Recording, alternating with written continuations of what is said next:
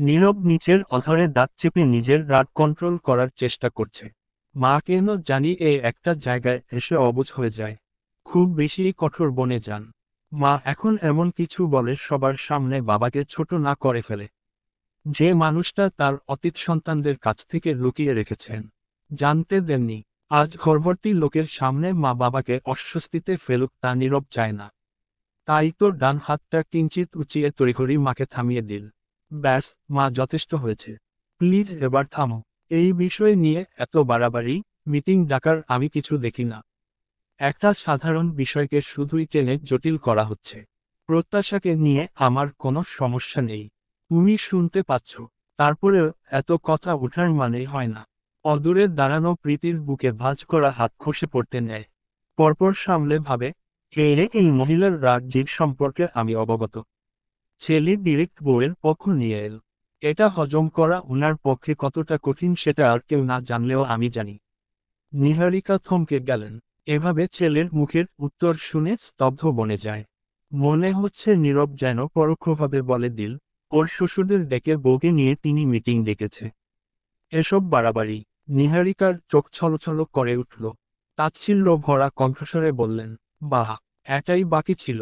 নীরব, তুইও নিবিড়ের মতো রূপ দেখালি। নির্বের মাথা কিঞ্চিত মুইয়ে এল। করুণ চাহনিতে মায়ের মুখপানে তাকিয়ে ব্যাকুল স্বরে বলল, মা প্লিজ, রাগ ক্ষোভ সরিয়ে একটু ঠান্ডা মাথায় ভাবো। প্লিজ মা, ভুল বুঝো না। একবার ভাবো, বাবা মায়ের ভুলের শাস্তি প্রত্যাশা কেন পাবে? ওর দোষটা কি? উদ্ধৃতি চিহ্ন। নিহারিকার শ্বাস প্রশ্বাস বেড়ে গেল। কোনো কথা কানে না তুলে কণ্ঠে এক সমুদ্র আফসোস নিয়ে বললেন, এতদিন ভাবতাম আমার নীরব আলাদা। আমার নীরব মা বলতে ল। এখন তো আমি তোর মধ্যে শুধু চেহারায় মিল নিবিড় নয়, পুরো সেম মন মানসিকতার নিবিড়কে দেখতে পাচ্ছি। তোদের কাছে বউ আগে, মায়ের বিন্দুমাত্র দাম নেই। নিবিড়ের কাছেও ওই মেয়ের প্রায়োরিটি বেশি ছিল। তাই তো মায়ের কথা অমান্য করে বাড়ি থেকে বেরিয়ে গিয়ে ওই মেয়েকে বিয়ে করেছিল। মাহবুব সাহেব বললেন, নিভানের মা, তুমি একদম চাইল্ডিশের মতন কথাবার্তা বলছো। মানছি এই একটা ব্যাপারে তুমি ছেলেমানুষি আচরণ করে বসো। তাই বলে সবসময় এমনই থাকবে? এবার একটু চেঞ্জেস আনা প্রয়োজন। নীরব গভীর দীর্ঘশ্বাস ফেলল। বলল, মা, কখনো ভেবে দেখেছো শুধু কি নিবিড়েরই দোষ ছিল? তোমাদের কোনো ভুল ছিল না। শুরু থেকেই যদি প্রীতিকে মেনে নিতে তাহলে নিবিড়কে আলাদা থাকতে হতো না। হয়তো সে আজ যে অবস্থায় আছে সেখানে পৌঁছাতো না। নিহারিকা গম্ভীর গলায় বললেন, নিবিড় যদি আমার কথা শুনতো, ওই মেয়েকে বিয়ে না করত, তাহলেও এমন হতো না। মায়ের এই একগুলে মনোভাব নীরবকে ক্লান্ত করে তুলছে। নিহারিকার বুকে হালকা ব্যথা হচ্ছে। বুকের উপর হাত রেখে হাঁপাতে হাঁপাতে উচ্চকণ্ঠে বললেন, তোদের কাছে মা কিছুই না, বই সব। নিবিড় যেমন মাকে ফেলে চলে গিয়েছিল, তুইও তাই করবি। যা, তোর বউকে নিয়ে আলাদা হয়ে থাক। তোদের কাউকে আমার চাই না। নীরব করুণ স্বরে বলল, প্লিজ মা, থামো। নিহারিকা এক হাতে আঁচল টেনে মুখে গুজলেন। হাত নেড়ে নেড়ে কোনো রকমে বললেন, নীরব, সেদিনও আমি মানতে পারিনি। আজও তোর ক্ষেত্রেও মানতে পারছি না। তবে আমার মানায় তোদের কিছু আসে যায় না। তোদের কাছে মা নয়, বউ বড়। আমার সোজা কথা, পরিবারকে ছেড়ে বউ নিয়ে বাসায় উঠবি, নাকি এই মেয়েকে ছাড়বি? হিতাহিতজ্ঞান হারিয়ে নিহারিকা এবার যেন জিদ হিসেবে নিয়ে নিল। ঘর শুদ্ধ সবাই নিস্তব্ধ হয়ে গেল। মাহবুব সাহেব কিয়ে উঠলেন। নিভানের মা, ব্যাস, অনেক হয়েছে, এবারে থামো। বেশি বাড়াবাড়ি হয়ে যাচ্ছে। নীরব দুই আঙুলে কপাল চেপে ধরে মাথাটা কিঞ্চিত নত করল। মাথা ঠান্ডা করার চেষ্টা করল। কয়েক মুহূর্ত নিশ্চুপ থেকে কথা সাজিয়ে নিল। প্রত্যাশার বুকটা আরো ভারী হয়ে এলো। শফিক সাহেব মুখ খুলবেন অধরা ইশারায় স্বামীকে থামিয়ে দিলেন। নীরব মায়ের নিকটে এগিয়ে গেল। দুই হাতে মায়ের কাঁধ জড়িয়ে সোফায় বসিয়ে দিল। শান্ত নিচু স্বরে বলল, আমার জন্য মা তুমি গুরুত্বপূর্ণ। আমার জন্য আমার স্ত্রীও গুরুত্বপূর্ণ। আমার মা হয়ে মা তোমার মুখে এর সমস্ত কথাগুলো একদম মানাচ্ছে না দাঁড়ি। বড্ড বেশি বেমানান লাগছে। নিহারিকা জোরে জোরে শ্বাস টানতে টানতে ছেলের মুখের দিকে ভালো করে তাকালেন। নীরব নরম অথচ দৃঢ় কণ্ঠস্বরে স্রেফ বলল, মা, আমি নিবিড় নই, আমি নীরব। তুমি রাগ করে বলবে আমিও জিদ ধরে বাড়ি ছেড়ে যাব। এমনটা ভাবলে ভুল। আমি জানি আমার মায়ের মন কতটা নরম। আমার মা দিনের পর দিন নিবিড়ের জন্য চোখের পানি ফেলেছে, অপেক্ষায় থেকেছে। সেটা কেউ না জানলেও আমি জানি। আমার কাছে আমার মা, আমার পরিবার যতটা প্রয়োজন, গুরুত্বপূর্ণ, ঠিক ততটাই প্রয়োজন, গুরুত্বপূর্ণ আমার সহধর্মিণী, প্রত্যাশা আমার অর্ধাঙ্গিনী। তোমাদের কাউকে বাদ দিয়ে আমি পূর্ণ হতে পারবো না। মা, আমি আবারও বলছি, প্রত্যাশার এখন একটাই পরিচয়, ও তোমার নির্ভীক স্ত্রী। আর এই পরিচয়টাই কি ওর জন্য এনাফ নয়? নিহারিকা উত্তর দিলেন না, এবারে যেন চিমিয়ে গেলেন। এদিকে শফিক সাহেব মাহবুব সাহেবের সামনে দাঁড়িয়ে ভারী স্বরে বলে উঠলেন, প্রত্যাশাকে আমরা কোনোদিনও নীলার থেকে আলাদা করে দেখিনি, বরং ছোট বলে ওকে একটু বেশি আদর আহ্লাদ দিয়ে বড় করেছি, ভালোবেসে প্রশ্রয় দিয়েছি। প্রত্যাশাকে জন্ম না দিলেও বাবা মা হিসেবে সবটুকুই দিয়েছি, দেব ইনশাআল্লাহ। সমাজের কাছে কে কিভাবে নেবে সেটা আমার ভাবনার বিষয় নয়।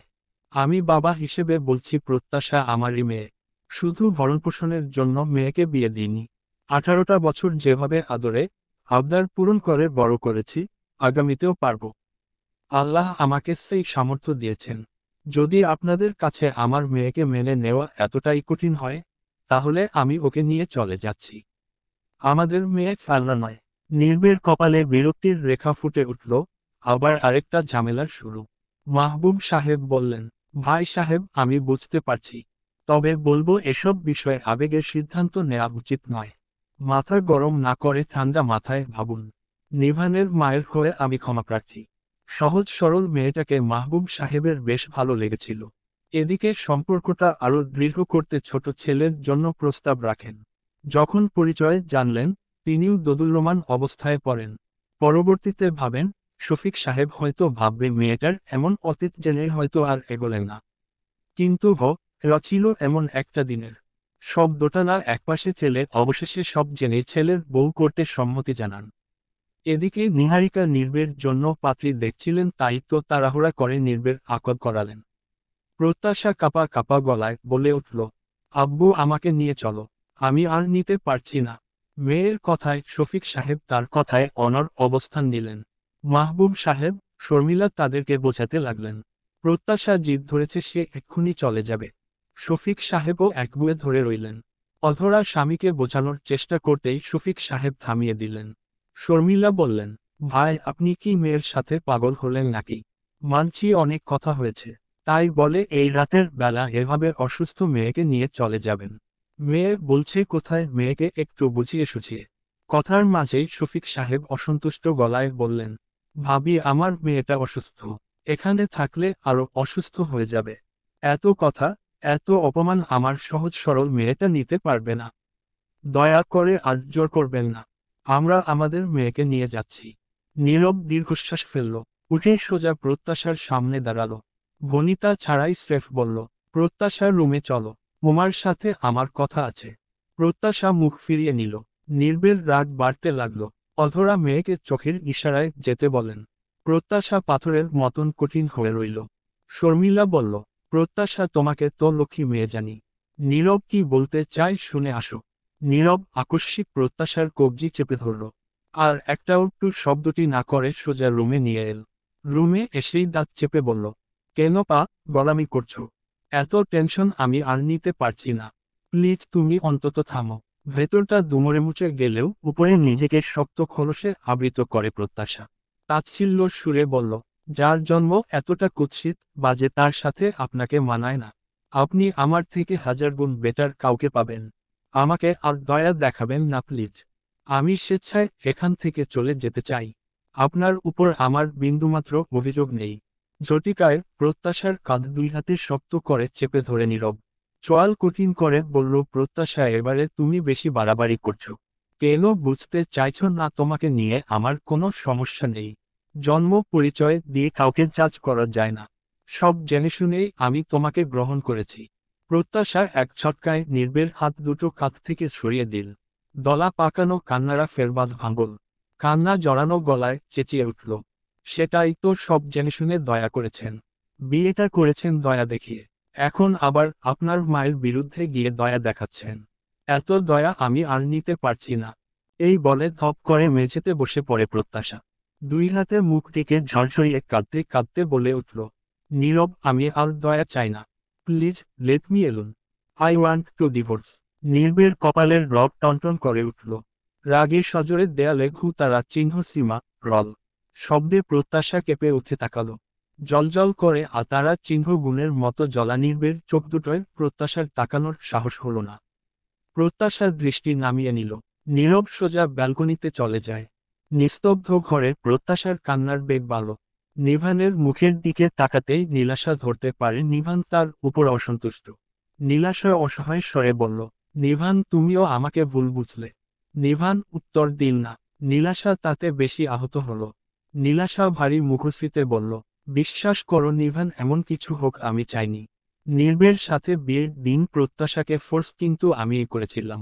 হ্যাঁ, প্রত্যাশার সাথে আমার সম্পর্ক সুমিষ্ট ছিল না, তবে ওর খারাপ হোক চাইনি। নিভান তপ্ত শ্বাস ফেলে মেরুদণ্ড টানটান করে দাঁড়ালো।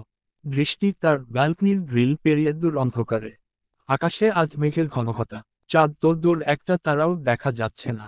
নীলাশা অন্ধকারে দৃষ্টি মেলে ধীরে ধীরে বলে গেল, প্রত্যাশা ছোট থেকেই খুব বেশি আহ্লাদী ছিল। আব্বু আম্মু ওকে সবসময় প্রশ্রয় দিত। আমি এটা মানতে পারতাম না, আমার কাছে অতিরিক্ত লাগত। সেই থেকেই একটু একটু করে প্রত্যাশার প্রতি বিরূপ মনোভাব জন্মে। এখনো প্রত্যাশা বাড়ি গেলে একবেলা হাত দিয়ে ভাত খায়, দুই বেলা আম্মু খাইয়ে দেয়। আমি নিজ থেকে এমন আহ্লাদ করতে আজও পারি না। তাই ওর এমন আচরণ আমার ভালো লাগতো না। আমার মনে হতো আমার আব্বু আম্মু ওকে বেশি আহ্লাদ করে। আবার এখন এ বাড়িতে ওর বাচ্চা হওয়া নিয়ে ওর প্রতি সবার এত কেয়ার দেখে আমার নিজেকে অসহায় লাগতো। তাই তো আজ রাগ জিদ করে এমন কাণ্ড করলে। নীলাশার প্রচণ্ড কান্না পেল। নিজেকে সামলে বলল, নিভান আমার পুরো কথাটা আগে শোনো। প্রীতি আমাকে উস্কালেও আমি বলিনি, আমি চাইনি বলতে। তবে আজ সন্ধ্যায় আমি রাগের মাথায় মুখ ফসকে বলে ফেলি। আমার হাত কেটে গেলেও মা কিছুই বললেন না। অথচ প্রত্যাশা পরে যেতে নেয়, এই দেখেই আমাকে কতগুলো কথা শোনালেন। আমার তখন প্রত্যাশার উপর রাগ হয়। আমি রাগ করতেই মা আমার উপর চড়াও হলেন। আচ্ছা, প্রত্যাশা তো সবার কাছে আমার বোন হিসেবেই পরিচিত। বোন কি বোনকে রাগ করে না, রাগ দেখায় না? মা তো সেই হিসেবেও নিতে পারত, কিন্তু না, মা আমাকে কড়া করে বললেন। সেই সময় আমি রাগের মাথায় বলে ফেলি। অথচ আমার নিজের আম্মু কি না আমাকে এত বড় একটা কথা বলল। আমার আম্মু বলল, আমি কোনোদিন মা হতে পারবো না, জন্য প্রত্যাশার সুখ আমার সহ্য হচ্ছে না। ডুকরে কেঁদে উঠল নীলাশা। ভাঙা সুরে বলে, একবারও কেউ আমার মনের অবস্থা বোঝার চেষ্টা করছে না। আম্মু কি করে পারলো এমন বলতে? এক হাতে নীলাশাকে আগলে বুকে টেনে নিল নিভান। চুলের ভাঁজে হাত বুলিয়ে বলল, নীলাশা তোমার আম্মু রাগের মাথায় বলেছেন। রাগের সময়কার কথা ধরতে নেই। আর একদিন না একদিন তো সত্য সামনে আসতই। বাট প্রত্যাশার প্রেগনেন্সির সময় এরকমটা না হলেও পারত। তোমার আরেকটু ভেবে চিনতে কথা বলা উচিত ছিল। যাই হোক, সব ঠিক হয়ে যাবে, চিন্তা করো না। আমার মায়ের রাগ হলে তারা চিহ্নগুণ, আবার রাগ পড়লে একদম পানি। নীরব মা কে সামলে নিবে? আনিশাদের রুমে ইচ্ছে একসাথে কার্টুন দেখছে দাঁড়ি। প্রীতির রুমে এসে পায়াচারি করতে করতে কিছু ভেবে ফোন হাতে নিল। ঝটপট কল দিল। রিসিভ হতেই বেশ এক্সাইটেড হয়ে বলে প্রীতি, ব্রো তোর তো কপাল খুলে গেল। ফোনের ওপাশ থেকে সার্থক প্রশ্ন, চুপ অরল কিভাবে? সবটা জানিয়ে প্রীতি শেষে বলল, প্রত্যাশা আমাদের কাজিন। গলায় প্রশ্ন ঝুলিয়ে বলে সার্থক, এর সাথে আমার কপাল খোলার কি সম্পর্ক? আরে বুঝতে পারছো না? যেভাবেই হোক না কেন প্রত্যাশা আমাদের নিজের। এর বাড়িতে ওর অপমান আমরা মানব না। ওকে ছাড়িয়ে আমাদের বাড়ির মেয়ে আমাদের কাছে নিব। বুঝেছ? শুধু একটু বুদ্ধি খাটাও তাহলেই হবে। প্রত্যাশা যেহেতু আমাদের পরিবারের মেয়েদারি, এখন ওর লিগ্যাল গার্ডিয়ান আমরা। ওর উপর আমাদের একটা অধিকার আছে না? বলো আছে তো। তোকে তো আমি ব্রেনি জানতাম প্রীতি, এখন তো দেখছি জানা ভুল ছিল। তুই মোটেই ব্রেনি নস, তুই আসলে একটা গাধি। প্রীতি রেগেমেগে চেঁচিয়ে বলল, ভাইয়া আ প্রত্যাশা আমাদের কাজিন। আর নির্বের? প্রত্যাশা নির্বের বউ। প্রত্যাশার উপর সকলের থেকে নির্বের অধিকার বেশি। আশা করি এবার বুঝেছিস। হাতের পাঁচটা আঙুল যেমন সমান হয় না, ঠিক তেমনি তার ভাইটাও তাদের পরিবারের সবার থেকে একটু হলেও ভিন্ন। এই তার আর ভাইয়ার মধ্যে বিস্তর ফারাক। সার্থক দীর্ঘশ্বাস ফেলে প্রগাঢ় কণ্ঠস্বরে বলে, প্রত্যাশার নামটা নির্বের নামের পাশে জড়ানোর একদিন আগেও যদি ওর সাথে আমার দেখা হতো, তাহলে আমি উঠে পড়ে লাগতাম। প্রত্যাশাকে নিজের করে নেয়ার জন্য মরিয়া হয়ে যেতাম। কিন্তু আফসোস যখন অলরেডি অন্য কারোর সাথে বাধা পড়েছে, তখনই ভুল করে আমাদের সাক্ষাৎ হয়েছে। এটা আমার জীবনের একটা দীর্ঘশ্বাস হয়ে থাকবে। তারপরও চাই, আমার না হোক, অন্তত সে যার শহরেই থাকুক, ভালো থাকুক, সুখে থাকুক। রাগটা দমিয়ে নিঃশব্দের রুমে পা রাখল নীরব। প্রত্যাশা ফ্লোরে বসে হাঁটুতে মুখ গুজে। নীরব হাঁটু গেড়ে বসল। আলগোছে প্রত্যাশার কাঁধের উপর একটা হাত রাখতেই প্রত্যাশা চমকে ঘাড় ঘুরিয়ে চাইল। বলল নীরব, প্রত্যাশা, আমার মাঝে দেয়াল কেন দাঁড় করছো তুমি? তোমার সমস্যাটা কি? প্রত্যাশা কিছুপল নিশ্চুপ থেকে পরক্ষণেই অস্ফুটে বলল, সমস্যা আপনি বারবার আমাকে দয়া দেখাচ্ছেন। সমস্যা আমার শরীরে আপনাদের শত্রুর তারা চিহ্ন তো বইছে। নীরব শান্ত ভঙ্গিতে বলল, আর আমার তারা চিহ্ন তো আমার অংশ যে এখন তোমার গর্বে। তারা চিহ্ন। প্লিজ নীরব, এসব বলে আমাকে জোর করবেন না। এত অপমান সহ্য করে আমার পক্ষে আপনার সাথে থাকা সম্ভব নয়। আর আপনি নিজেও বলেছিলেন, দয়া দেখিয়ে বিয়েটা করা ভুল হয়েছে। তখন আমি বুঝতে না পারলেও এখন ক্লিয়ার। আপনার সেই ভুল শুধরে দিতে আমি চলে যেতে চাই। এত কিছুর পরেও থাকতে চাই না আমি। থাকতে হবে না। আমি জোর করব না। শুধু আমার বাচ্চাটা আমার কাছে আসা পর্যন্ত তুমি থাকবে, ব্যাস। প্রত্যাশা সবেগে দুপাশে মাথা নেড়ে বলে, অসম্ভব। মানে 1 বছরের মতো আমাকে আটকে রাখতে চাইছেন? কে বলল 1 বছর? তার সাথে আরো 2 বছর। বাচ্চাকে ফিট করানোর জন্য। যাও, বেশি নয়, আমার বাচ্চাটার জন্য 3 বছর থাকবে। প্রত্যাশা অসহায় মুখ করে বলল, বুঝতে পারছি আপনার প্ল্যান। 3 বছর বলবেন, তারপর আবার আমায় প্রেগন্যান্ট করে নতুন অজুহাত দেবেন। নির্বের ঠোঁটের কোণে এবারে চাপা হাসি দেখা গেল। তবে হাসিটা চেপে রেখেই নির্লিপ্ততা ভঙ্গিতে বলে, এই তো দেখছি মিসেস নির্বের বুদ্ধি খুলেছে। দরকার হলে আমার শেষ নিঃশ্বাস পর্যন্ত তোমাকে এভাবে আটকে রাখব। এই প্রসেস আর অজুহাত অব্যাহত রেখে। ভোরের আলো ফুটে নতুন দিনের সূচনা হলেও হঠাৎ জানা চরম সত্যিটা প্রত্যাশাকে যেন ঘুটঘুটে অন্ধকারে ফেলে দিল। 18টা বছর যাদেরকে বাবা মা জেনে এসেছে, হঠাৎ করেই জানা নিষ্ঠুর সত্যিটা, সেই সম্পর্কটা তারা চিহ্নতে নয়। মন মানতে পারছে না। কষ্টে অন্তর আত্মা ছিঁড়ে যাচ্ছে। বারবার চেষ্টা করেও স্বাভাবিক হতে পারছে না। সেই সন্ধ্যা থেকে কান্নাকাটি করতে করতে একদম দুর্বল হয়ে পড়েছে মেয়েটা।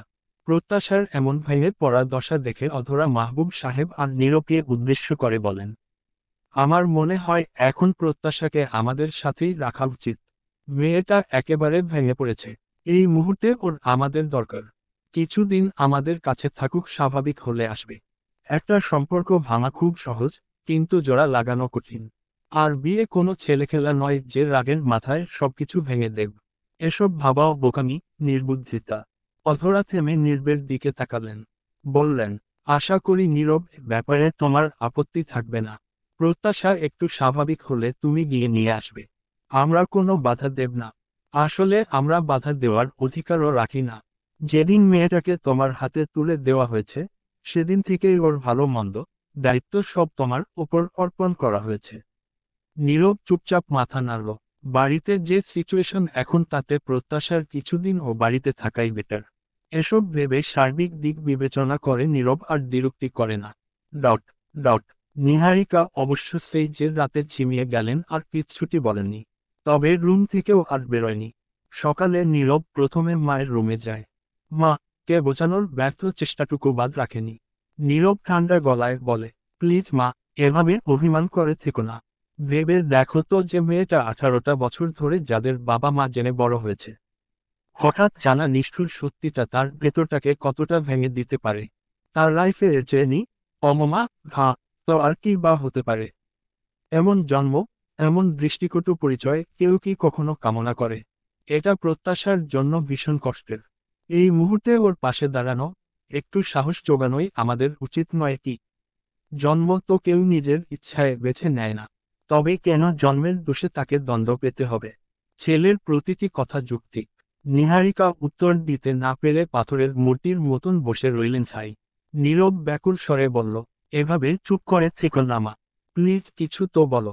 নিহারিকা জিম ধরে থেকে পরক্ষণেই প্রসঙ্গ বদলাতে বললেন, তোর শ্বশুর শাশুড়িকে নাস্তা দেয়া হয়েছে। ছোটকে বল নাস্তা দিতে। না খেয়ে যেন না যায়। আমার শরীরটা ভালো লাগছে না। আমাকে একটু একা ছাড় বাবা, বাকিটা তোর যা ভালো মনে কর। আমি আর এ ব্যাপারে কিছুই বলতে চাই না। ডট ডট প্রত্যাশা ব্যাগ গোছাচ্ছে, চোখের কোণে টলমল করছে অশ্রু। নীরব এগিয়ে এসে বাহু ধরে আলতো টান দিয়ে প্রত্যাশাকে ঘুরিয়ে নেয়। প্রত্যাশা মাথা নত করে ফেলল। নীরব গম্ভীর গলায় বলল, প্রত্যাশা, আমার দিকে তাকাও। প্রত্যাশার চিবুক বুকের সাথে লেগে আছে। ওর সাহস হলো না মুখ তুলে তাকাতে। নীরব এবার কড়া সুরে পুনরায় বলল, তাকাও বলছি। প্রত্যাশা আমার চোখের দিকে তাকাও। ধীরে ধীরে মুখ তুলে তাকালো প্রত্যাশা। চোখ ভিজে গেছে, চোখের কোল ভেসে অশ্রু গড়িয়ে পড়ছে। নীরব আলতো করে গালে হাত রেখে আঙুলের স্পর্শে চোখের পানি মুছে দিল। শান্ত কিন্তু দৃঢ় কণ্ঠে বলল, যেতে চাইছো যাও, তবে মনে রেখো আমার বাচ্চার যেন একচুলও ক্ষতি না হয়। তোমার অবহেলা, নিজের অযত্নের কারণে যদি ওর কিছু হয়, আমি সেটা টলারেট করব না। নিজের যত্ন নেবে, যত দ্রুত সম্ভব নিজেকে সামলে নেবে। প্রত্যাশা ফালফাল করে চেয়ে রইল। নীরব ফের বলল, আর একটা কথা শুনে নাও, তারা চিহ্নতের সম্পর্ক না থাকলে কি তোমার আব্বু আম্মুর ভালোবাসায়, স্নেহে, তাদের যত্নে কি কখনো এক ফোঁটা কমতি পেয়েছ? তুমি জানো উত্তরটা না। শোনো, একদম মন খারাপ করে কান্নাকাটি করবে না। ভুলেও মাথায় উল্টাপাল্টা চিন্তার জায়গা দেবে না। So be careful. প্রত্যাশা আর নিজেকে সামলাতে পারল না। ঠোঁট কামড়ে আটকে রাখা কান্না ঝরে পড়ল। আকস্মিক ঝাঁপিয়ে পড়ল নীরবের বুকে। ঝরঝরিয়ে কাঁদতে লাগল। প্রত্যাশাকে এক হাতে আগলে নিয়ে বলল, আমি তোমার আশার অপেক্ষায় প্রহর গুনব। আশা করি অপেক্ষার প্রহর দীর্ঘ করবে না। প্রত্যাশাকে নিয়ে যাওয়ার পর থেকে নীহারিকার মনটা খচখচ করতে থাকে। সময় গড়াল রাগক্ষোভ যেন একটু একটু করে মিলিয়ে আসো। নীরবের বলা কিছু কথা বারবার মনে উঠল। অবচেতনে ভাবেন, আসলেই তো এমন জন্ম কেউ কি নিজ থেকে চায়? জন্ম, মৃতারা, চিহ্ন, তত্ত্ব, এসব তো কারো হাতে থাকে না। আর সমস্যা বংশের হলে তাতে নিষ্পাপ মেয়েটার দোষ কিসে? এসব ভেবে অনুতপ্ত অনুশোচনায় নীহারিকার ভেতরটা কেমন করে উঠল। অন্যদিকে ছেলের বিষণ্ণ, কষ্টেভরা মুখের দিকে তাকালে বুকটা হাহাকার করে উঠছে দাঁড়ি। 3 দিনের দিন সকালে নাস্তার টেবিলে নীরবকে উদ্দেশ্য করে জড়তা নিয়ে নিম্নস্বরে শুধালেন, প্রত্যাশার শরীর কেমন আছে? পরোটা ছিঁড়তে গিয়ে নীরবের হাত থেমে গেল। মায়ের মুখের দিকে একপল তাকিয়ে ফের খাবারের মনোযোগ দিয়ে বলল, ভালো। অতঃপর বলে উঠলেন নীহারিকা, নীরব বলছি যে, যা হওয়ার হয়েছে, প্রত্যাশাকে গিয়ে নিয়ে আয় বাবা। নীরব একটুও অবাক হয় না। সে জানে তার মায়ের মন মোমের মতন। মোম যেমন কঠিন হলেও আগুনের আঁচে আসতেই বলতে শুরু করে, ঠিক তেমনি তার মায়ের কঠিন হৃদয় সন্তানের ভালো থাকার জন্য গলে যায় নিমিষেই। নিবিড় ফিরে আসেনি, মা কে এভাবে বোঝানোর চেষ্টাটুকু অবধি করেনি। পরোটা ছিঁড়ে মুখে পুড়তে পুড়তে বলল নীরব, থাক আরো কিছুদিন। এমনিতে বলেও লাভ হবে না। মনে হয় না ও সহজে আসবে। আর এটা অস্বাভাবিক বা বাড়াবাড়ি নয়। ওর দিক দিয়ে ও ঠিকই আছে। নীহারিকা চুপ করে গেলেন, শুধু দীর্ঘশ্বাস ফেললেন। অবশেষে সবাইকে একদফা অবাক করে বিকেলে স্বামীর সাথে প্রত্যাশাকে আনতে চান। বাড়িটা কেমন মরামরা লাগছিল, অথচ দিন আগেই সবাই কত হাসিখুশি প্রফুল্ল ছিল। আর মেয়েটা অন্তঃসত্ত্বা। সব ভেবেচিন্তে নীহারিকা যান। অনুশোচনা অনুতপ্ত প্রকাশ করে প্রত্যাশাকে সাথে আসার জন্য অনুরোধের সুরেই বলেন। অধরা মেয়েকে বুঝিয়ে সুচিয়ে পাঠিয়ে দেয়। সাজের অন্ধকারে ব্যস্ত নগরী ডুবে গেছে অনেকক্ষণ আগেই। ড্রয়িং রুমে পায়ের উপর পা তুলে বসে কফির পেয়ালায় ছোট্ট করে চুমুক দেয় প্রীতি। গতকালকেই ফিরেছে সে। ইচ্ছে ওদিকটায় বসে টেডি নিয়ে খেলছে। ফের ধোয়া ওঠা কফিতে ঠোঁট ছোঁয়াতেই তানিয়া আসলেন। অসন্তুষ্ট গলায় বললেন, তোমাকে দিয়ে আজ অবধি একটা কাজও ঠিকঠাক হলো না প্রীতি।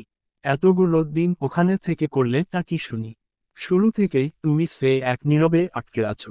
নিশ্চয় নিজের রাগ জিদ ইগো নিয়ে থাকায় আসল কাজটাই করার চেষ্টাটুকুই করনি। পায়ের উপর থেকে পা নামাল প্রীতি। কাঁধ নাড়িয়ে বলল, মা কি করে করব বলো তো? ওখানে গেলেও আমি নীরবকে এড়িয়ে চলি। ওর সাথে কথা বলা তো দূর, এক টেবিলে বসে পর্যন্ত খায়নি। সে ইচ্ছায় ওর সামনে পড়তে চাইনি। তানিয়া খুব প্রকাশ করে বললেন, যে কাজ দিয়েছিলাম সেটা নির্বের অগোচরেই করতে, নট ওর সামনে। মা, ওটা জয়েন্ট ফ্যামিলি। রুম থেকে বেরোলেই একজন না একজনের সাথে দেখা হয়ই। সবার ভিড়ে আমি কি করতাম শুনি? সবাই নিশ্চয় নির্বের রুমে থাকে না। আর প্রত্যাশা বোকা, তাকেও যদি সামলে কাজটা করতে না পারো। তাহলে তো আমার বলতে হচ্ছে, তুমি প্রত্যাশার থেকেও বোকা। প্রীতির মুখটা কালো হয়ে এল।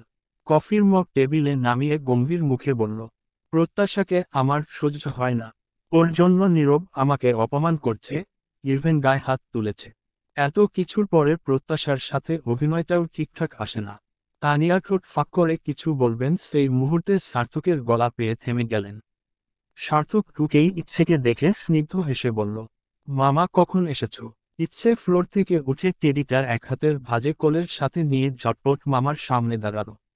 ঘন ঘন চোখের পাতা নেড়ে বলল, কাল এসেছি। মামা তুমি রাতে বাসায় আসনি কেন? সার্থক হেসে হাঁটু গেড়ে বসল। ইচ্ছের গালে চুমু খেয়ে বলল, মামা আমার একটা সেমিনার ছিল, সেখানে দুদিন থাকতে হয়েছিল। বাই দা ওয়ে তোমাদেরকে খুব মিস করছিলাম। কিন্তু তুমি তো মামাকে ভুলে গিয়েছ। দাদু বাসায় থাকলে মামার কথা তো আর মনে থাকে না। থাকে তো, অল্প অল্প মনে থাকে। সার্থক মিছে মিছে মন খারাপ করার ভান ধরে বলল, ভেরি ব্যাড। অল্প মনে থাকার জন্য আমি মন খারাপ করেছি। বেশি মনে রাখো না কেন কেটে পায়। পাপাকে বেশি মনে থাকে। তুমি মন খারাপ করো না। দিদুনকে, বড় পাপাকেও অল্প মনে থাকে। সার্থক গাল টিপে দিয়ে বলল, ওকে সোনামণি। ইচ্ছে হঠাৎ হাতের টেডি দেখিয়ে বলল, মামা এটা পাপা গিফট করেছে। কিউট না?